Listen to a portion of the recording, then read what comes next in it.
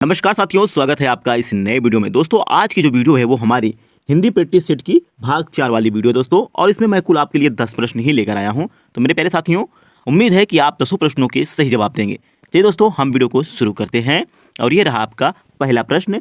यदि तुम चलो तो मैं भी चलूंगा, मतलब यदि तुम चलो तो मैं भी चलूं, कौन सा वाक्य है दोस्तों, आपको बताना है। विकल्प आपके सामने दिए गए हैं और इन विकल्प में से आपको सही विकल्प का चुनाव करना है। तो मेरे दोस्तों ध्यान दीजिए, एक तो ये संकेत दे रहे हैं यदि तुम चलोगे तो मैं भी चलूंगा। तो दोस्तों ध्यान देना, आपको कुछ नहीं करना, बस सीधे आपको हेरना है कि किस ऑप्शन में संकेत है। तो देखिए यहाँ पे दोस्तों संकेत वाचक हमारा जो है ये वाक्य हो जाएगा। मैं दोस्तों अगर आप ऑप्शन सी लगा रहे हैं तो आप बिल्कुल सही हैं। चलिए दोस्तों, हम आपके अगले प्रश्न बढ़ते हैं और ये रहा आपका अगला प्रश्न, प्रश्न नंबर 2।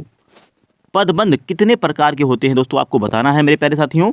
और मुझे उम्मीद है कि आप सभी इसका सही जवाब देंगे और ये बहुत ही मोस्ट इंपॉर्टेंट है। इस प्रकार के प्रश्न जो है आपकी प्रतियोगी परीक्षाओं में बहुत ज़्यादा पूछे जाते हैं।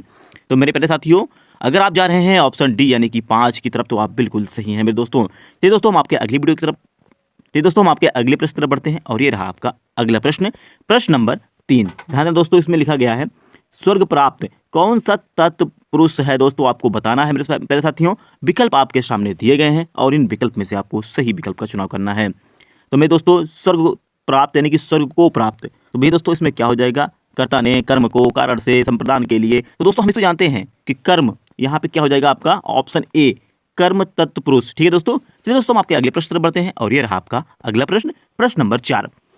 तुम अपने काम में सफल रहो, कौन सा वाक्य है दोस्तों, आपको बताना है। तो दोस्तों विकल्प आपके सामने दिए गए हैं और आपको इन विकल्प में से सही विकल्प का चयन करना है। तो मेरे प्यारे साथियों, जैसा कि आप सबको पता ही है कि तुम अपने काम में सफल रहो, ये आदमी है तो आशीर्वाद देता है या अपनी इच्छा को जाहिर करता है मेरे दोस्तों। तो दोस्तों ध्यान देना, यहाँ पे आपका ऑप्शन ए हो जाएगा बिल्कुल सही उत्तर। और मुझे उम्मीद है कि आपने ऑप्शन ए को ही चुनाव किया था। तो चलिए दोस्तों हम आपके अगले प्रश्न बढ़ते हैं और ये रहा आपका अगला प्रश्न, प्रश्न नंबर 5। बीड़ा पाड़ी कौन सा समास है दोस्तों, आपको बताना है। मेरे साथियों आप तो बिल्कुल गलती ही नहीं करेंगे, क्योंकि आपको पता है कि बीड़ा पाड़ी तो माँ सरस्वती जी को कहा जाता है, क्योंकि ये बीड़ा लिए हुए हैं। तो इसमें हम कौन सा समास जाएंगे, हम बिल्कुल जाएंगे बहुव्रीहि यानी कि ऑप्शन सी की तरफ मेरे दोस्तों। ये बिल्कुल सही हो जाएगा। और ध्यान देना, कभी भी देवी देवताओं में जो शब्द आए, उनसे संबंधित शब्द आए, तो उसमें आपको बहुव्रीहि समास ही लगाना है मेरे दोस्तों। ये दोस्तों हम आपके अगले प्रश्न तरफ बढ़ते हैं और ये रहा आपका अगला प्रश्न, प्रश्न नंबर 6।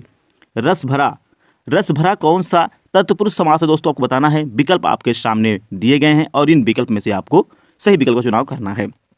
तो मेरे दोस्तों ध्यान दीजिएगा, यहाँ पे बोल रहा है रस भरा यानी कि रस से भरा, रस से भरा।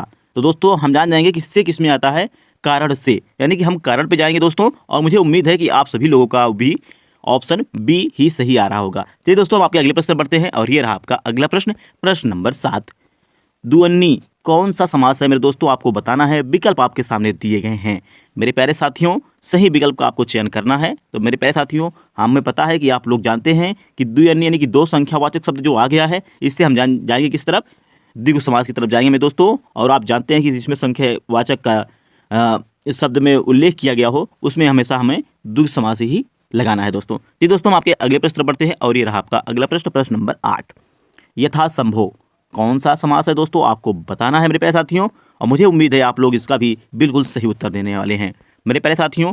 ये अगर आप जा रहे हैं ऑप्शन सी यानी कि अव्ययी भाव की तरफ, तो आप बिल्कुल सही हैं। चलिए दोस्तों हम आपके अगले प्रश्न बढ़ते हैं और ये रहा आपका अगला प्रश्न, प्रश्न नंबर 9। ध्यान देना दोस्तों, ओहो बस आगे पढ़ने की जरूरत नहीं है मेरे साथियों। देख लेंगे यहाँ पे कौन सा चिन्ह का प्रयोग किया गया है। तो विस्मयवाचक, विस्मय सूचक जो चिन्ह है उसका प्रयोग किया गया है। तो हम देखेंगे कि विकल्प में कहीं पर विस्मयवाचक तो नहीं लिखा गया है। अगर लिखा गया है मेरे साथियों तो हम बिल्कुल उसी की तरफ जाएंगे और ये रहा आपका ऑप्शन बी।